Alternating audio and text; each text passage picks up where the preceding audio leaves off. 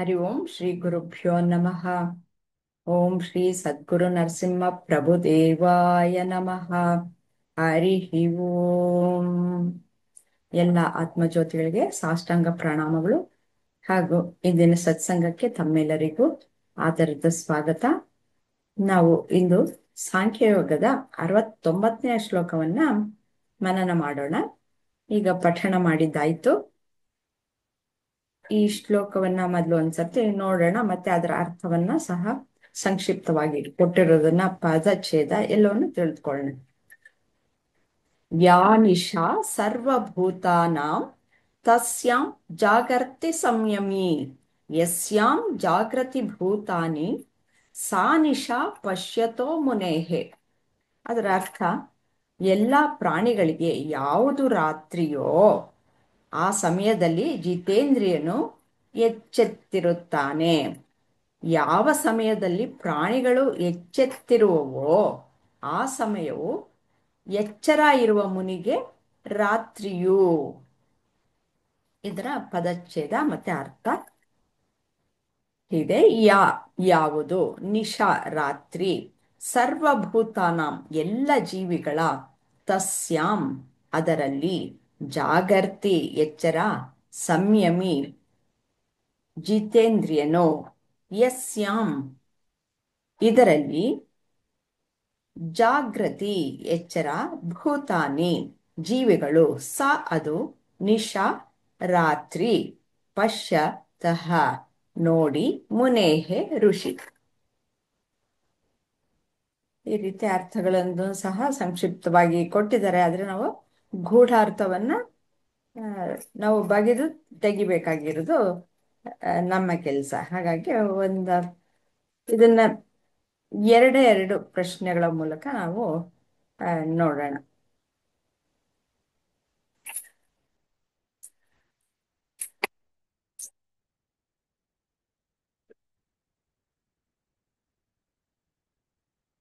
ಎಲ್ಲ ಪ್ರಾಣಿಗಳಿಗೆ ಅವ್ರು ಹೇಳಿರೋ ಹಾಗೆ ಯಾವುದು ರಾತ್ರಿಯೋ ಆ ಸಮಯದಲ್ಲಿ ಜಿತೇಂದ್ರಿಯನು ಎಚ್ಚೆತ್ತಿರುತ್ತಾನೆ. ಇದನ್ನ ವಿವರಿಸಿ. ಯಾರು ರತ್ನ ಅವರು ಹೇಳ್ತೀರಾ? ಎಲ್ಲ ಪ್ರಾಣಿಗಳಿಗೂ ರಾತ್ರಿ ಆಗಿ ಇರುತ್ತಂತೆ, ಆದ್ರೆ ಅಮ್ಮ. ಜಿತೇಂದ್ರನು ಎಚ್ಚೆತ್ತಿರ್ತಾನಂತೆ. ಓಕೆ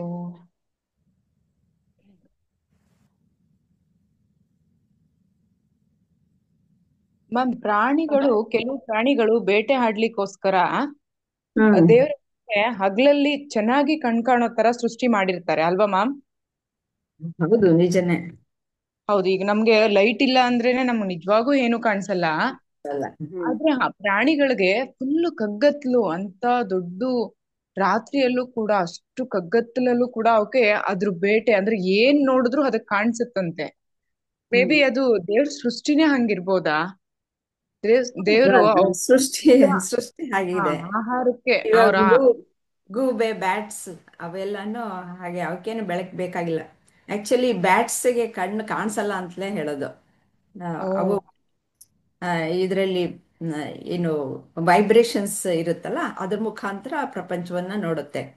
ಅವಕ್ಕೆ ಕಣ್ಣು ನೋಟ ಬೇಕಾಗೇ ಇಲ್ಲ. ಹೀಗೆ ಓಕೆ ಬೇಕಾದಷ್ಟು ಈ ಗೂಬೆ ಎಲ್ಲ ಇರುತ್ತಲ್ಲ, ಅವಕ್ಕೆ ರಾತ್ರಿ ಹೊತ್ತು ಚೆನ್ನಾಗಿ ಕಾಣಿಸುತ್ತೆ. ಅಲ್ಲ, ಬರೀ ಅದೊಂದಕ್ಕೇನ ಮ್ಯಾಮ್? ಎಷ್ಟೊಂದು ಪ್ರಾಣಿಗಳಿಗೆ ರಾತ್ರಿ ಹೊತ್ತು ಕಣ್ ಕಾಣ. ಇರುತ್ತೆ, ಎಕ್ಸಾಂಪಲ್ ಕೊಟ್ಟೆ ಆ, ಅಷ್ಟೇ. ಯಾಕಂದ್ರೆ ಎಲ್ಲ ಆಲ್ಮೋಸ್ಟ್ ಈಗ ಏನು ಕ್ರೂರ ಪ್ರಾಣಿ. ಪ್ರಾಣಿಗಳೆಲ್ಲ ರಾತ್ರಿ ಹೊತ್ತೇ ಬೇಟೆ ಆಡೋದಂತೆ ಮ್ಯಾಮ್. ಈ ಇಲಿಗಳಂತೂ ಎಲ್ಲ ರಾತ್ರಿನೇ ಫುಲ್ ಎಷ್ಟು ಆಹಾರ ಬೇಕೋ ಹೌದು. ಎಲ್ಲ ಕುಡಿಸ್ಕೊಂಡ್ಬಿಡುತ್ತಂತೆ. ಆ ಹ್ಮ್. ದೇವ್ರು ಆ, ಪ್ರಾಣಿಗಳಿಗೆ ಸಹಾಯ ಮಾಡ್ಬೇಕು ಅಂತಾನೆ ಜಿತೇಂದ್ರಿಯ ಅನ್ನೋ ದೇವ್ರೇ ಅಲ್ವಾ ಮ್ಯಾಮ್ ಜಿತೇಂದ್ರಿಯ ಅಂದ್ರೆ? ಜಿತೇಂದ್ರಿಯ ಅಂದ್ರೆ ಯಾರಿಗೆ ಆತ್ಮ ಹ್ಮ್ ಸಾಕ್ಷಾತ್ಕಾರ ಆಗಿರುತ್ತೋ. ಹ್ಮ್ ಜಿತೇಂದ್ರಿಯ ಹ್ಮ್ ಅಂದ್ರೆ ನಮ್ಮ ಇಂದ್ರಗಳನ್ನ ಯಾರು ಹಿಡಿತದಲ್ಲಿ ಇಟ್ಕೊಂಡಿರ್ತಾರೋ ಅಂತ. ಯಾರು ಹಿಡಿತದಲ್ಲಿ ಇಟ್ಕೊಂಡಿರ್ತಾರೆ? ಸಂಯಮಿ ಆದಂಥವನು ಮುನಿ. ಅವನಿಗೆ ನಾನ್ ಯಾರು ಅನ್ನೋದು ಗೊತ್ತಾಗಿರುತ್ತೆ. ಅವನಿಗೆ ಆತ್ಮ ಸಾಕ್ಷಾತ್ಕಾರ ಅನ್ನೋದಾಗಿರುತ್ತೆ. ಹ್ಮ್ ಅವನು ಹ್ಮ್ ಆತ್ಮಜ್ಞಾನಿಯಾಗಿರ್ತಾನೆ. ಆ, ಆ, ಸ್ಥಿತಪ್ರಜ್ಞನಾಗಿರ್ತಾನೆ. ನಾವು ಸ್ಥಿತಪ್ರಜ್ಞನ ಲಕ್ಷಣಗಳನ್ನು ಸಹ ನಾವು ತಿಳ್ಕೊಂಡ್ವಿ. ಅದರಲ್ಲೇ ಹೌದು. ಇದು ಸಹ ಹೇಗಿರ್ತಾನೆ ಆ ಒಬ್ಬ ಸ್ಥಿತಪ್ರಜ್ಞ ಅನ್ನೋದನ್ನ ಇದು ತಿಳಿಸ್ತಾ ಇದೆ. ಅಂದ್ರೆ ಇವಾಗ ಇವಾಗ ಹ್ಮ್ ಯಾವ್ದರ ಚಿಂತೆನೂ ಇಲ್ದೆ ಇರೋರು ಪೂರ್ತಿಯಾಗಿ ನಿದ್ದೆ ಹೋಗ್ಬಿಡ್ತೀವಿ. ಈಗ ನಾವೇ ನಮ್ಗ್ ನಿದ್ದೆಲಿ ಏನಾಗ್ತಿದೆ ಅಂತಾನೆ ಗೊತ್ತಾಗಲ್ಲ. ಆದ್ರೆ ಜಿತಪ್ರಜ್ಞ ಅನ್ನೋರು ನಿದ್ದೆಲೂ ಕೂಡ ಎದ್ದಿರ್ತಾರೆ. ಅವ್ರಿಗೆ ಜ್ಞಾನ ಇನ್ನಷ್ಟು ತಿಳ್ಕೋಬೇಕು ಅನ್ನೋ ಇದಿರುತ್ತೆ, ಅಥವಾ ದೇವರಲ್ಲಿ ತನ್ನನ್ ತಾನ್ ಶರಣಾಗ್ಬೇಕು ಅಂತ ತಪಸ್ಸಿಗೆ ಕೂತ್ಬಿಟ್ಟಿರ್ತಾರೆ. ಅವರೆಲ್ಲ ನಿದ್ದೆನೆ ಮಾಡಲ್ಲ. ಅದು ಉದಾಹರಣೆ ಅಂತ ಅನ್ಕೊಂಡಿದೀನಿ ಮ್ಯಾಮ್. ಅಂದ್ರೆ ಅವ್ರು ಇನ್ನೂ ಜ್ಞಾನ ಸಂಪಾದನೆ ಮಾಡ್ಬೇಕು ಅಂತ ಗಾರ್ಡನ್ ನಿದ್ದೆಗೆ ಅವ್ರು ಹೋಗೋದೇ ಇಲ್ಲ ಅಂತ ಅನ್ಸುತ್ತೆ. ಹ್ಮ್ ಓಕೆ, ವಿಚಾರ ಮಾಡೋಣ. ಇವಾಗ ಎರಡನೇ ಪ್ರಶ್ನೆಯನ್ನು ಸಹ ಅಟೆಂಪ್ಟ್ ಮಾಡಿ ಇವರು ಮಂಗಳವರ ಅಭಿಪ್ರಾಯನ ಏನು ಅನ್ನೋದನ್ನ ತಿಳ್ಕೊಳ್ಳೋಣ. ಇವಾಗ ರಾತ್ರಿಯಲ್ಲಿ ನಾವು ಮಲ್ಕೊಂಬಿಟ್ಟಿರ್ತೀವಿ, ಆದರೆ ಜಿತೇಂದ್ರಿಯ ಎದ್ದಿರ್ತಾನೆ ಅಂತಂದ್ಬಿಟ್ಟು ಹೇಳಿದ್ರಿ.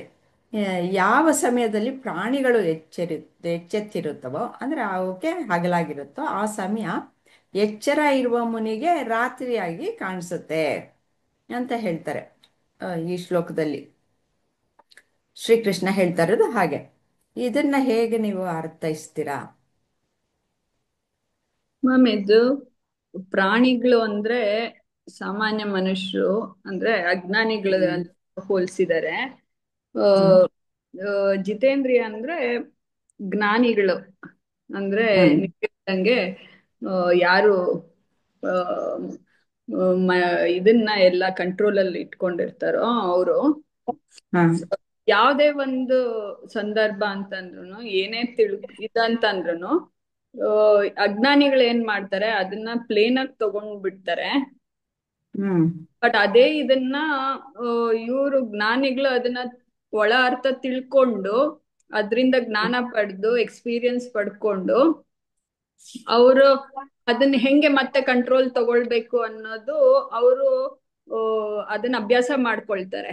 ಬಟ್ ಅದೇ ಏನಾದ್ರೂ ಕಷ್ಟ ಬಂತು ಅಂದಾಗ ಅವಾಗ ಪ್ರಾಣಿಗಳು ಸಾಮಾನ್ಯ ಮನುಷ್ಯರು ಎಚ್ಚರ ಮಾಡ್ಕೊಳ್ತಾರೆ ಇದನ್ನ ಹೆಂಗೆ ಸಾಲ್ವ್ ಮಾಡೋದು ಅಂತ.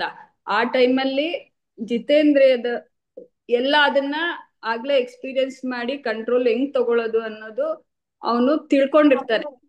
ಹಾ ಅವಾಗ ಅವನು ಅಂದ್ರೆ ಆ ಅವನು ಒಂದು ಆ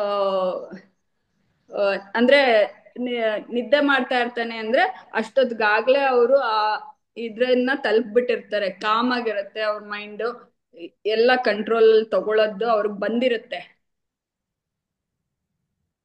ಅಂದ್ರೆ ನಿದ್ದೆ ಮಾಡ್ತಾ ಇರುವಾಗ ನಮಗೆ ಇಂದ್ರಿಯಗಳು ಕೆಲಸ ಮಾಡಲ್ಲ.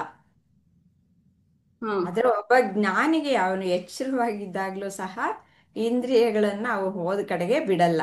ಅವುಗಳನ್ನ ಮ್, ಆ, ಅದು ಎಷ್ಟು ಸೀಮಿತತೆಯಲ್ಲಿರಬೇಕು ಅನ್ನೋದು ಮತ್ತೆ ಏನಕ್ಕೆ ನಾನು ಉಪಯೋಗಿಸ್ಬೇಕು ಅನ್ನೋದು ಅವನಿಗೆ ಗೊತ್ತಿರುತ್ತೆ. ಅದು ಜಿತೇಂದ್ರಿಯ ಅಂತಂದು ಅದನ್ನ ಕಂಟ್ರೋಲಲ್ಲಿ ಇಟ್ಕೊಂಡಿರ್ತಾನೆ. ಆಮ್, ಮತ್ತೆ ಅದೇ ಮೇಲಿನ ಪ್ರಶ್ನೆಯನ್ನು ಸ್ವಲ್ಪ ನೀವು ಟಚ್ ಮಾಡ್ಬೋದು.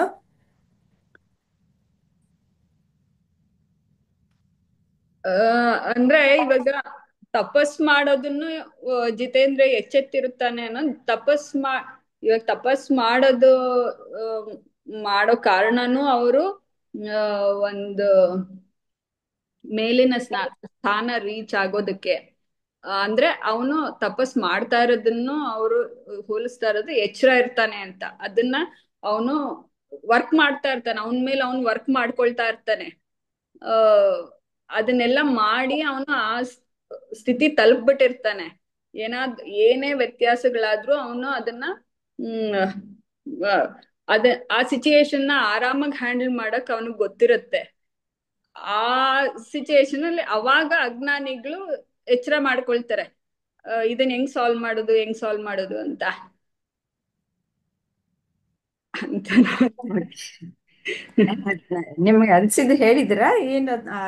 ಯಾವುದ್ರಲ್ಲೂ ತಪ್ಪು ಅಂತ ಏನಿಲ್ಲ. ಇವಾಗ ನಮ್ಗೇನು ಅನ್ಸಿರುತ್ತೋ ಅದರಲ್ಲಿ ನಿಜಾಂಶಗಳು ಬೇಕಾದಷ್ಟು ಇರುತ್ತೆ.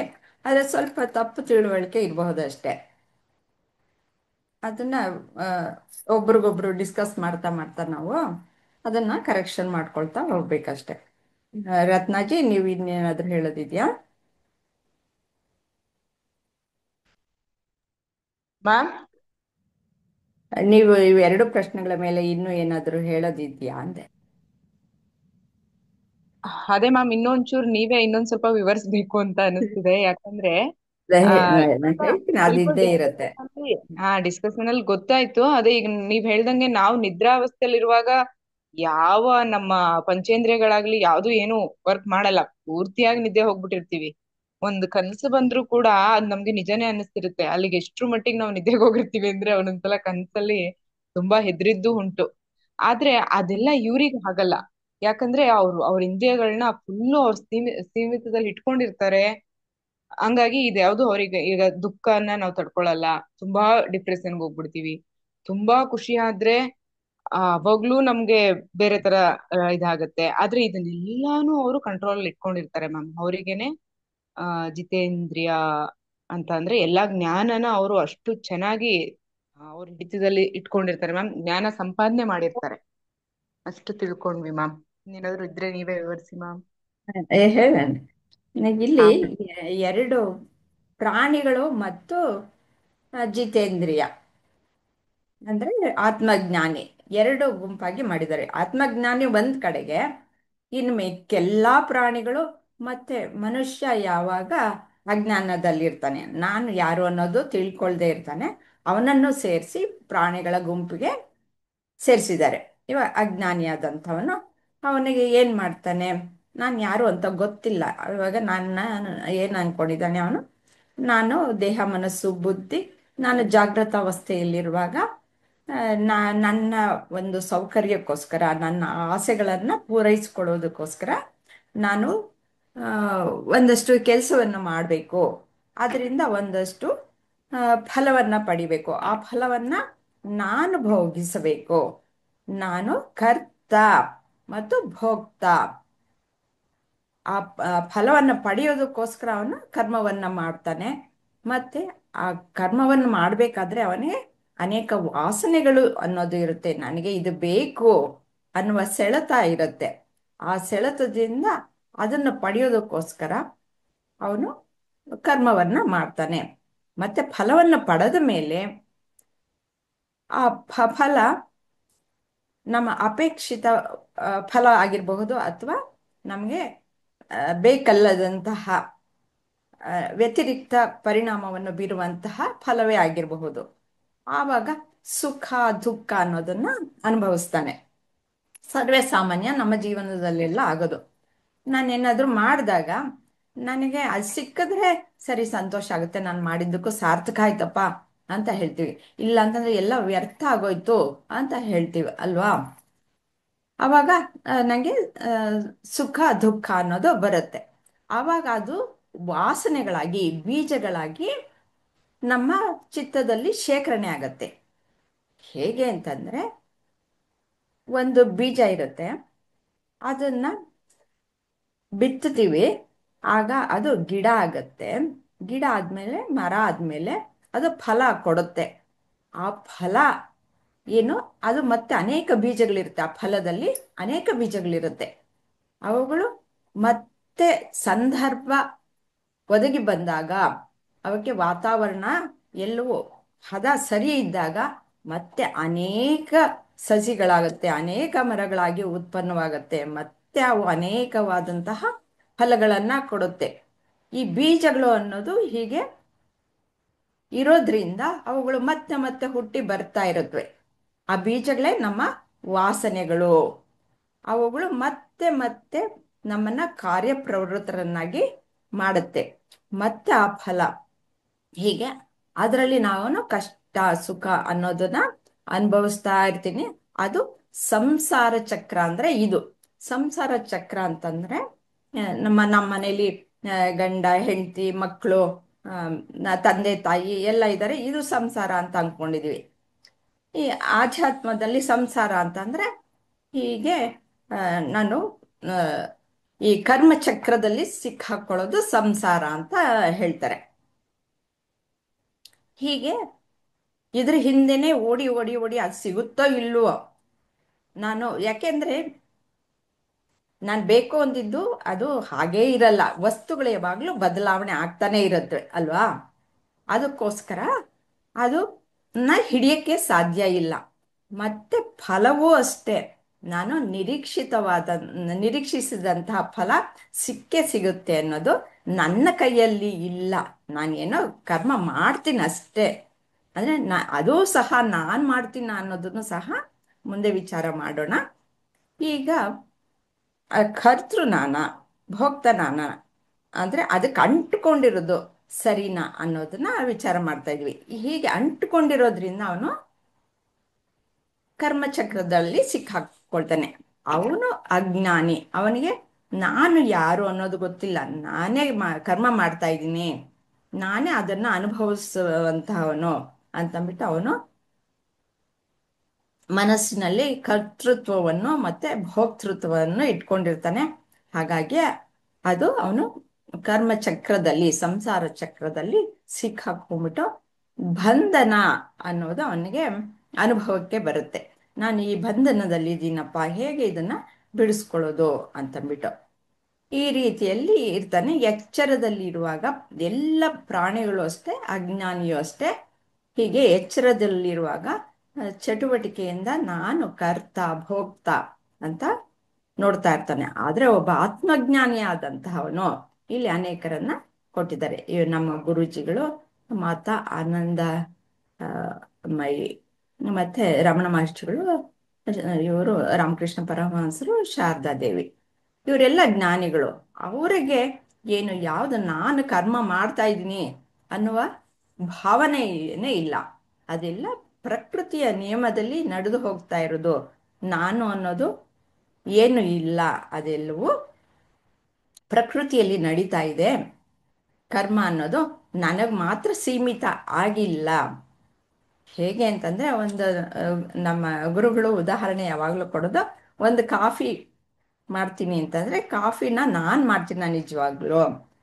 ಹಾಲು ಅನ್ನೋದು ನಾನು ತಯಾರು ಮಾಡಿದ್ದೀನ, ನೀರು ಅನ್ನೋದನ್ನ ನಾನು ತಯಾರು ಮಾಡಿದ್ದೀನ, ಅಗ್ನಿ ನಾನು ತಯಾರು ಮಾಡಿದ್ದೀನ, ಇಲ್ಲ ಕಾಫಿ ಪುಡಿ ಅದನ್ನ ನಾನು ತಯಾರು ಮಾಡಿದ್ದೀನ, ಇಲ್ಲ ಯಾವುದು ಇಲ್ಲ.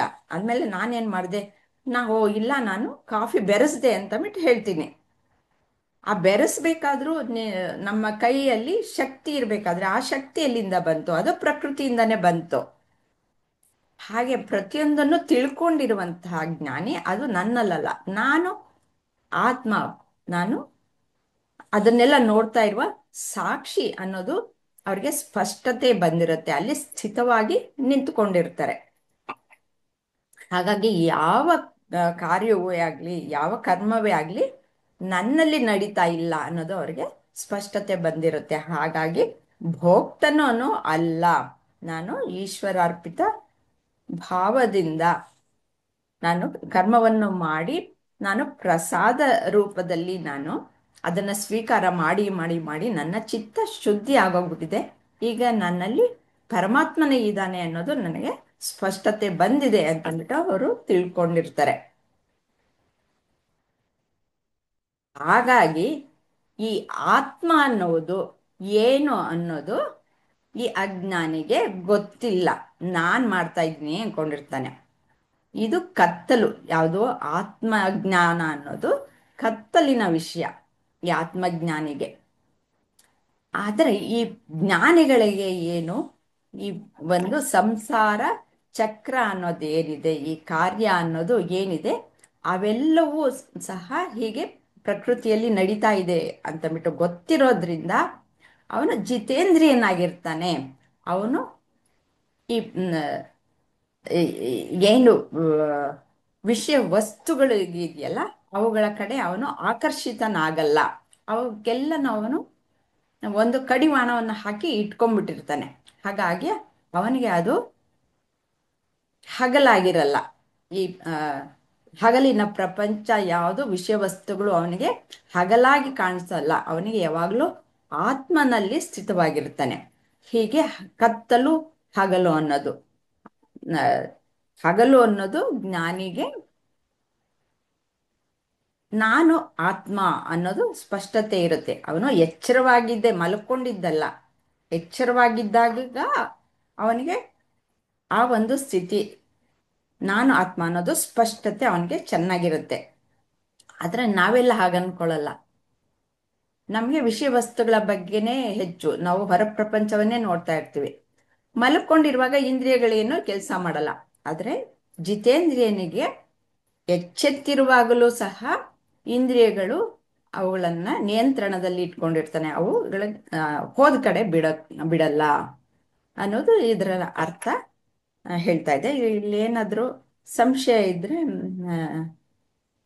ಕೇಳಿ. ಯಾಕೆಂದ್ರೆ ಇವು ಸ್ವಲ್ಪ ಕನ್ಫ್ಯೂಸ್ ಮಾಡುವಂತಹದ್ದಾಗಿದೆ. ಕೇಳಿದ್ರೆ ನಾನು ಅದನ್ನ ಪಾಯಿಂಟ್ ಔಟ್ ಮಾಡಿ ಹೇಳ್ತೀನಿ. ಅಥವಾ ಗೊತ್ತಾಯ್ತಾ? ಮ್ಯಾಮ್, ನಾನು ಒಂದು ಕ್ವಶನ್ ಕೇಳ್ಬೇಕು ಅಂತ ತುಂಬಾ ದಿವಸದಿಂದ ಅನ್ಕೊಂಡಿದ್ದೆ.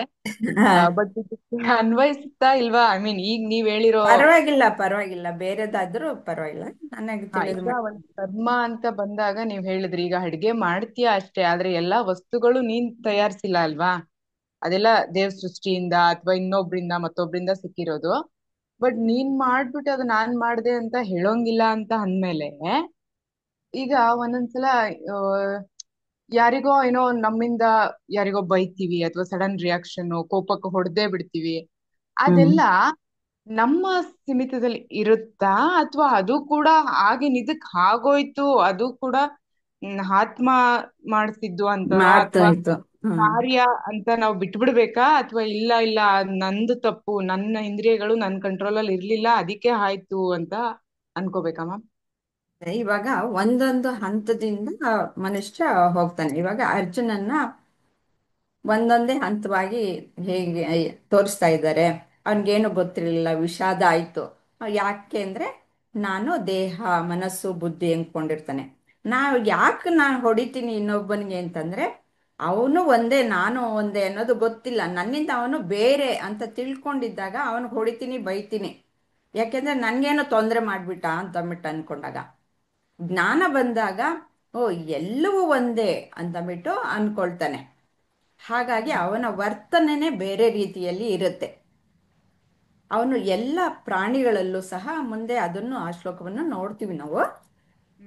ಎಲ್ಲ ಪ್ರಾಣಿಗಳು ಆತ್ಮ ಅನ್ನೋದು, ಎಲ್ಲ ಪ್ರಾಣಿಗಳಲ್ಲಿರುವ ಆತ್ಮ ಒಂದೇ. ಆದರೆ ಈ ನಾಮರೂಪಗಳು ಏನಿದೆ ಅವುಗಳು ಬೇರೆ ಬೇರೆಯಾಗಿ ಕಾಣಿಸ್ತಾ ಇದೆ ಅಷ್ಟೇ. ನಾನೇನು ಹೇಳ್ತೀನಿ, ಈ ನಾಮರೂಪಗಳನ್ನು ಹಿಡ್ಕೊಂಡ್ಬಿಟ್ಟು ಅದು ಬೇರೆ, ಪದ್ಮ ಬೇರೆ, ರತ್ನ ಬೇರೆ, ಮಂಗಳ ಬೇರೆ ಅಂತ ಹೇಳ್ತೀವಿ. ಆದರೆ ಎಲ್ಲರಲ್ಲಿರುವ ಆತ್ಮವು ಒಂದೇ ಅನ್ನೋದು ಆ ಜ್ಞಾನಿಗೆ ಗೊತ್ತಿರುತ್ತೆ. ನಾವು ಅಜ್ಞಾನದಲ್ಲಿರೋದ್ರಿಂದ ನಮಗೆ ಕೋಪ ತಾಪಗಳು ಅನ್ನೋದು ಬರುತ್ತೆ. ಅದು ಎಲ್ಲನೂ ಆ ಚಿತ್ತದಲ್ಲಿ ಉತ್ಪನ್ನವಾಗುತ್ತೆ. ಯಾತಕ್ಕೆ? ಅದೆಲ್ಲ ಕಲ್ಮಶಗಳು, ಆತ್ಮನಲ್ಲಿ ಯಾವುದೂ ಇಲ್ಲ. ಆ ಜೀವಿಗೆ ಮಾತ್ರ ಇರೋದು. ಯಾಕೆಂದ್ರೆ ಅವನಿಗೆ ಅಜ್ಞಾನ, ನಾನು ಯಾರು ಅನ್ನೋದು ಗೊತ್ತಿಲ್ಲ. ಹಾಗಾಗಿ ಅವನು ಆ ಒಂದು ಬಂಧನಕ್ಕೆ ಅವನು ಒಳಗಾಗ್ತಾನೆ. ಆ ಚಿತ್ತ ಶುದ್ಧಿಗೋಸ್ಕರನೇ ಸೇವೆ ಮಾಡಿ, ಕರ್ಮ ಯೋಗವನ್ನು ಮಾಡಿ, ಆವಾಗ ಅರ್ಥ ಆಗತ್ತೆ ಅಂತ. ನಾ ಹೇಳಿದ ತಕ್ಷಣ ಇವಾಗ ನೀವು ಆತ್ಮ ಅಂತ ಅಂದ್ಬಿಟ್ರೆ ಆತ್ಮನಲ್ಲಿ ಹೌದು ಅಂತ ಅಂದ್ಬಿಟ್ಟು ಒಪ್ಕೊಂಡ್ಬಿಟ್ಟು ಹೌದು ಅಂತೀರ, ಆದರೆ ಏನು ಅಂತ ಅರ್ಥ ಆಗಲ್ಲ.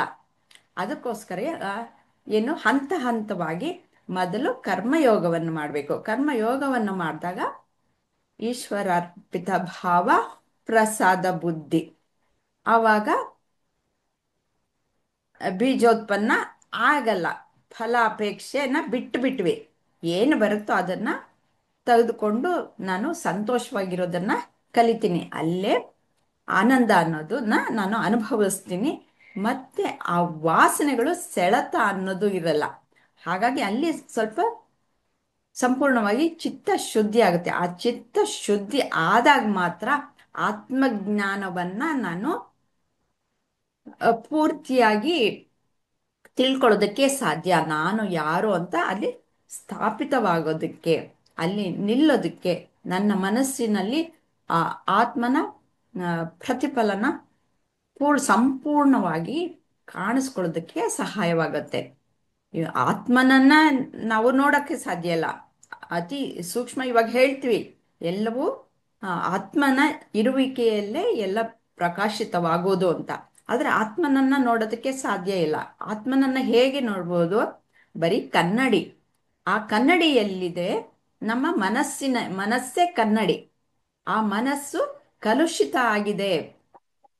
ಹೇಗೆ ಈ ವಾಸನೆಗಳು, ಸುಖ ದುಃಖ ಮತ್ತೆ ಕಾಮ ಕ್ರೋಧಾದಿಗಳಿಂದ ಕಲುಷಿತ ಆಗಿದೆ, ಅದನ್ನ ಸಂಪೂರ್ಣವಾಗಿ ತೆಗಿಬೇಕು ಅಂದ್ರೆ ಇವಾಗ ಕನ್ನಡಿಯನ್ನ ಒರೆಸುವ ಕೆಲಸ. ಅಲ್ಲಿ ಧೂಳು ತುಂಬ್ಕೊಂಡ್ಬಿಟ್ಟಿದೆ. ಒರೆಸಿದಾಗ ಅಲ್ಲಿ ಆತ್ಮನ ಪ್ರತಿಫಲನ ಸಂಪೂರ್ಣವಾಗಿ ಕಾಣಿಸುತ್ತೆ. ಆವಾಗ ಎಲ್ಲ ಕಡೆನೂ ಇರೋದು ಬರೀ ಆತ್ಮ ಒಂದೇ, ಪರಮಾತ್ಮ ಮಾತ್ರ ಇರೋದು, ಮಿಕ್ಕೆಲ್ಲ ಬರೀ ತೋರಿಕೆ ಅಷ್ಟೇ ಅನ್ನೋದನ್ನ ತಿಳ್ಕೊಳ್ತೀವಿ. ಹೀಗೆ ಇರೋದು. ಆದ್ರೆ ಆ ಒಂದು ಪೂರ್ತಿಯಾಗಿ ಸಂಪೂರ್ಣವಾಗಿ ಮನದಟ್ಟಾಗುವವರೆಗೂ ಅದನ್ನ ಜೀರ್ಣಿಸ್ಕೊಳ್ಳೋದು ಬಹಳ ಕಷ್ಟ. ಹಾಗಾಗಿ ಹಂತ ಹಂತವಾಗಿ ಶ್ರೀಕೃಷ್ಣ ತೆಗೆದುಕೊಂಡು ಹೋಗ್ತಾ ಇದ್ದಾನೆ. ನೀನೇನ್ ಮಾಡ್ಬೇಕು, ಮೊದಲು ಕರ್ಮಯೋಗವನ್ನ ಮಾಡು ಅಂತ ಹೇಳ್ತಾರೆ. ಅರ್ಥ ಆಯ್ತಾ ಸ್ವಲ್ಪ, ಅಥವಾ ಪೂರ್ತಿ ಅರ್ಥ ಆಯ್ತಾ? ಆ ಇಲ್ಲ ಮ್ಯಾಮ್, ನೀವ್ ಹೇಳ್ದಂಗೆ ಇನ್ನು ಈಗ ಆತ್ಮ ಅನ್ನೋದು ಈಗ ಸ್ವಲ್ಪ ನಮ್ಗೆ ಅರ್ಥ ಆಗಿದೆ. ಆ ಆತ್ಮ ಎಲ್ರಿಗೂ ಒಂದೇ, ಆದ್ರೆ ದೇಹಗಳು ಮಾತ್ರ ಬೇರೆ ಬೇರೆ ಅಷ್ಟೇ ಅಂತ. ಆದ್ರೆ ಇದು ಎಲ್ಲ ಒಳ ಅರ್ಥ ಇನ್ನು ಪೂರ್ತಿಯಾಗಿ ಅರ್ಥ ಆಗ್ಬೇಕಂದ್ರೆ ಇನ್ನು ಹಿಂಗೆ ಡೀಟೇಲ್ಸ್ ಹೋಗ್ತಾ ಹೋಗ್ತಾ ಹಾಗೆ ಸ್ವಲ್ಪ ಸ್ವಲ್ಪ ಹೋಗ್ತಿದೆ, ತೊಂದ್ರೆ ಇಲ್ಲ. ನೀವ್ ಅಷ್ಟು ಚೆನ್ನಾಗಿ ಹೇಳ್ಕೊಡ್ತಾ ಇದ್ದೀರಾ. ಹೀಗೆ ಅದಕ್ಕೆ ಈ ಆತ್ಮ ಅನ್ನೋದು ಅಜ್ಞಾನಿಗೆ ಗೊತ್ತಿಲ್ಲ, ಆ ವಿಷಯ ಗೊತ್ತಿಲ್ಲ. ನಾನು ಆತ್ಮಸ್ವರೂಪಿ ಅನ್ನೋದೇ ಗೊತ್ತಿಲ್ಲ. ಹಾಗಾಗಿ ಇಲ್ಲಿ ಪ್ರಪಂಚದ ಒಂದು ಆಗು ಹೋಗುಗಳನ್ನೆಲ್ಲ ಅವನು ಅನುಭವಿಸ್ತಾ ಇರ್ತಾನೆ. ಆ, ಆ, ದುಃಖ ಅನ್ನೋದು, ಸಂತೋಷ ಅನ್ನೋದು ಅವನಿಗೆ ಆಗತ್ತೆ. ಅವಾಗ ಬಂಧನ, ಅವನು ಪೂರ್ಣತೆಯನ್ನು ಅವನು ನೋಡಲ್ಲ. ನಾನು ಬಂಧಿಸಲ್ಪಟ್ಟಿದ್ದೀನಿ ಅಂತ ಅಂದ್ಬಿಟ್ಟು ಅವನಿಗೆ ಅನುಭವ ಆಗತ್ತೆ. ಅದಕ್ಕೋಸ್ಕರ ಇದರಿಂದ ಬಿಡುಗಡೆ ಹೇಗೆ ಅನ್ನೋದನ್ನ ನೋಡ್ತಾನೆ. ಆವಾಗ ಆತ್ಮಜ್ಞಾನದ ಕಡೆಗೆ ಹೋಗ್ತಾನೆ. ಆದರೆ ಅವನು ನಿಜವಾಗ್ಲೂ ಬಂಧಿಸಲ್ಪಟ್ಟಿಲ್ಲ. ಆ ರೀತಿಯಲ್ಲಿ ಅನುಭವ ಆಗತ್ತೆ. ಹೇಗೆ ಅಂತಂದ್ರೆ, ಒಬ್ಬ ಆ, ನಾವೆಲ್ಲ ಏನಾದ್ರೂ ಒಂದು ಒಡವೆ ಹಾಕೊಂಡು ಏನೋ ಹಾಕ್ಕೊಂಡೇ ಇರ್ತೀವಿ ಸಾಮಾನ್ಯವಾಗಿ. ಈ ಫಂಕ್ಷನ್ಸ್ಗೆ ಹೋದ್ರಂತೂ ಇನ್ನು ಸ್ವಲ್ಪ ಜಾಸ್ತಿ ಹಾಕ್ಕೊಳ್ತೀವಿ. ಎಲ್ಲೋ ಹೋಗ್ತೀವಿ, ನೆಕ್ಲೆಸ್ ಹಾಕ್ಕೊಂಡು ಹೋಗಿರ್ತೀನಿ. ಆದರೆ ನನಗೆ ನೆಕ್ಲೆಸ್ ಗೊತ್ತಾಗ್ತಾ ಇಲ್ಲ, ಹುಡ್ಕಾಡ್ತಾ ಇದ್ದೀನಿ. ಇವಾಗ ನೀವು ಹೇಳ್ತೀರಾ, ನೀವು ಹುಡುಕ್ತಾ ಇರೋದು ಏನು, ನಿಮ್ಮ ಕತ್ತಲ್ಲಿರೋದು ಏನಾ ಅಂತ ಕೇಳ್ತೀರಾ. ಆವಾಗ ಚೆನ್ನಾಗಿ ಮುಟ್ಟಿನಿ ಎಲ್ಲ ನೋಡ್ಕೊಳ್ತೀನಿ. ಆವಾಗ ಹೌದು ನನಗೆ ಇದೆ ನೆಕ್ಲೆಸ್ಸು ಅಂತ ಅಂದ್ಬಿಟ್ಟು ಆವಾಗ ಅರಿವಾಗತ್ತೆ.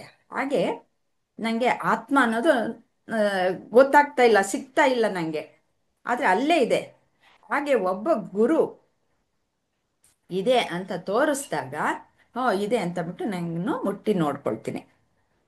ಅಲ್ಲೇ ಇರುತ್ತೆ, ಅದು ಎಲ್ಲೂ ಹೋಗಿರಲ್ಲ, ಅಲ್ಲೇ ಇದೆ. ಅದನ್ನು ತೋರ್ಸಕ್ಕೆ ಒಬ್ರು ಗುರುಗಳು ಬೇಕು. ಮತ್ತೆ ಶಾಸ್ತ್ರ ಅಂತಂದ್ರೆ ವೇದಾಂತದ ಮೂಲಕ, ವೇದಾಂತ ಏನ್ ಹೇಳುತ್ತೆ, ವೇದಾಂತ ಟೀಚಿಂಗ್ಸ್ ಏನ್ ಹೇಳುತ್ತೆ ಅದನ್ನ ನಾವು ಶ್ರದ್ಧೆಯಿಂದ ನಂಬಿ ನಾವು ಮುಂದುವರಿತಾ ಇದ್ರೆ ನಾವು ಏನು, ನಮ್ಮ ನಿಜ ಸ್ವರೂಪ ಏನು ಅನ್ನೋದು ತಿಳ್ಕೊಳ್ತೀವಿ. ನಾವು ಸಚ್ಚಿದಾನಂದ ಸ್ವರೂಪಿಗಳು ಅನ್ನೋದು ನಮ್ಗೆ ಪೂರ್ತಿಯಾಗಿ ಅರಿವಾಗತ್ತೆ. ಆನಂದ ಅನ್ನೋದು ನನ್ನ ಸ್ವರೂಪ ಅನ್ನೋದು, ಸ್ವರೂಪ ಲಕ್ಷಣ ಅನ್ನೋದು ಆವಾಗ ನಂಗೆ ಅರಿವಾಗತ್ತೆ. ಆನಂದ ಅನ್ನೋದು ಹೊರಗಡೆಯಿಂದ ಬರುತ್ತೆ ಅಂತ ಅಂದ್ಬಿಟ್ಟು ಅಜ್ಞಾನದಲ್ಲಿರುವಾಗ ತಿಳ್ಕೊಳ್ತಾ ಇರ್ತೀನಿ. ಆತ್ಮಜ್ಞಾನ ಬಂದಾಗ ಅದು ನನ್ನ ಸ್ವರೂಪ ಅದು ತಿಳ್ಕೊಳ್ತೀನಿ. ಬೇರೆ ಏನಾದರೂ ಕೇಳೋದಿದ್ಯಾ? ಇಲ್ಲ ಮ್ಯಾಮ್. ಇಲ್ಲ ಅಂತಂದ್ರೆ ಆ, ಇವತ್ತಿಗೆ 2ನೇ ಅಧ್ಯಾಯ ಆಯ್ತು. ಇದನ್ನ ಮುಗಿಸುವ ಕೊನೆಯಲ್ಲಿ ಯಾವಾಗಲೂ ಸಂಪ್ರದಾಯವಾಗಿ ಈ ಶ್ಲೋಕ ಇರುತ್ತೆ.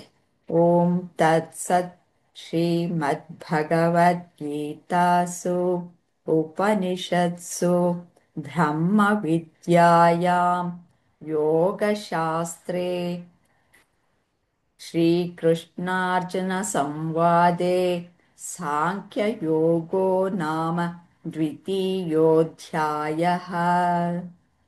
ಹರಿ ಓಂ ತತ್ಸತ್. ಇಲ್ಲಿ ಯೋಗಶಾಸ್ತ್ರ ಅನ್ನೋದು ಇದನ್ನು ಡಿಲೀಟ್ ಮಾಡೋಣ, 2 ಸತಿ ಬಂದಿದೆ. ಇವಾಗ ಏನ್ ಹೇಳ್ತಾರೆ ಇದನ್ನು ಸಹ ನಾವು ಸ್ವಲ್ಪ ತಿಳ್ಕೊಳ್ಳೋಣ. ತತ್ ಸತ್ ಅಂದ್ರೆ ಸತ್ಯ ಯಾವುದೋ ಅದು ಭಗವದ್ಗೀತೆ. ಭಗವದ್ಗೀತೆ ಇವಾಗ ನಾವು ಕಲಿತಾ ಇದ್ವಿ.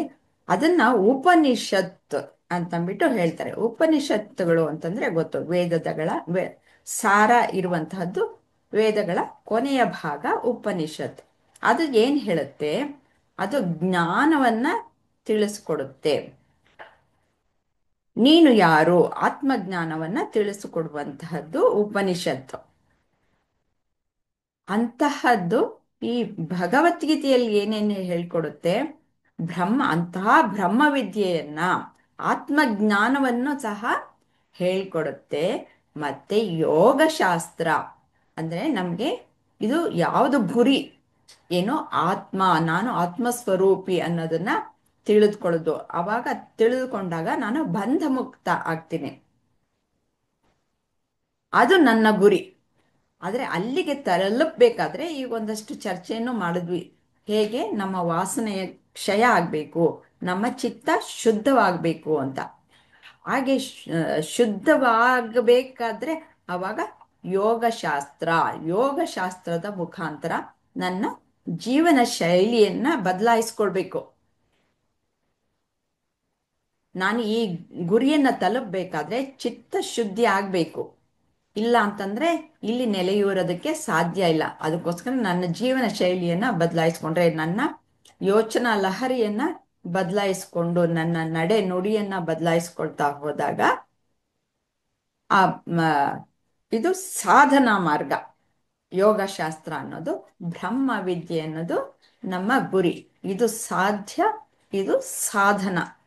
ಅದನ್ನ ಶ್ರೀಕೃಷ್ಣ ಮತ್ತು ಅರ್ಜುನರ ಸಂವಾದದ ರೀತಿಯಲ್ಲಿ ಹೇಳಿದ್ದಾರೆ. ಪ್ರತಿಯೊಂದು ಅಧ್ಯಾಯದ ಕೊನೆಯಲ್ಲೂ ಸಹ ಇದನ್ನ ಹೇಳ್ತಾರೆ. ಇದು ದ್ವಿತೀಯೋಧ್ಯಾಯ ಆಗಿರೋದ್ರಿಂದ ದ್ವಿತೀಯೋಧ್ಯಾಯ ಅಂತ ಹೇಳಿದ್ದಾರೆ. ಶ್ರೀಕೃಷ್ಣ ಮತ್ತೆ ಅರ್ಜುನ ಯಾರು ಅಂತಂದ್ರೆ, ಶ್ರೀಕೃಷ್ಣ ನಮ್ಮ ಆತ್ಮನೇ, ಅರ್ಜುನ ಅನ್ನೋದು ಜೀವಿ.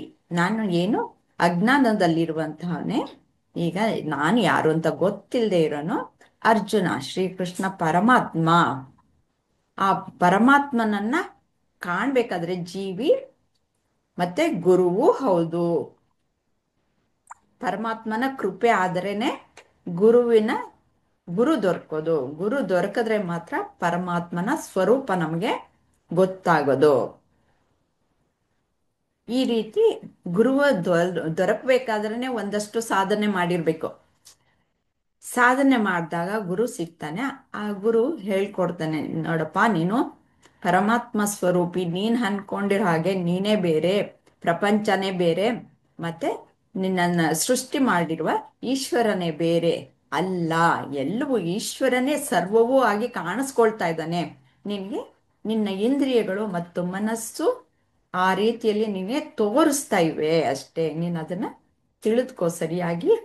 ನಿನ್ನ ಒಳಕಣ್ಣನ್ನ ತೆಗೆದು ನೋಡಿದಾಗ ಪ್ರತಿಯೊಂದರಲ್ಲೂ ಒಂದು ಸಚ್ಚಿತ್ತಾನಂದ ಅಂದ್ರೆ ಅದರಲ್ಲಿ ಅಸ್ತಿತ್ವ ಅನ್ನೋದು ಇದೆ, ಮತ್ತೆ ಅರಿವು ಅನ್ನೋದಿದೆ, ಮತ್ತೆ ಆನಂದ ಅನ್ನೋದು ಸಹ ಇದೆ ಅನ್ನೋದು ಗೋಚರವಾಗತ್ತೆ. ಅದನ್ನ ತಿಳ್ಕೊ ಅಂತಂದ್ಬಿಟ್ಟು ಶ್ರೀಕೃಷ್ಣ ಹೇಳ್ಕೊಡ್ತಾರೆ. ಇದನ್ನ ಪ್ರತಿಯೊಂದು ಅಧ್ಯಾಯದ ಕೊನೆಯಲ್ಲೂ ಜ್ಞಾಪಿಸ್ತಾರೆ. ಇದು ಪದ್ಧತಿ.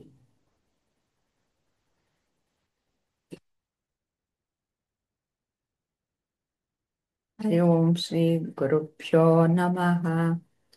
ಓಂ ಶ್ರೀ ಕೃಷ್ಣಾರ್ಪಣಮಸ್ತು. ಮುಗಿಸೋಣವಾ? ನೆಕ್ಸ್ಟ್ ವೀಕ್ 3rd ಚಾಪ್ಟರ್ ತಗೊಳ್ಳೋಣ. ಓಕೆ. ಹಾ ಮ್ಯಾಮ್. ಬೇಕಾದ್ರೆ ನೀವು ಹಿಂದಿನ ಶ್ಲೋಕಗಳನ್ನ, ಇವಾಗ ಟೈಮ್ ಇದೆ ಅಲ್ವಾ, ಹಿಂದಿನ ಶ್ಲೋಕಗಳನ್ನ ಬೇಕಾದ್ರೆ ಒಂದ್ಸತಿ ಕಲಿಬೋದು. ಇನ್ನು 15-16 ಮಿನಿಟ್ಸ್ ಇದೆ, ಕೊನೆಯಲ್ಲಿ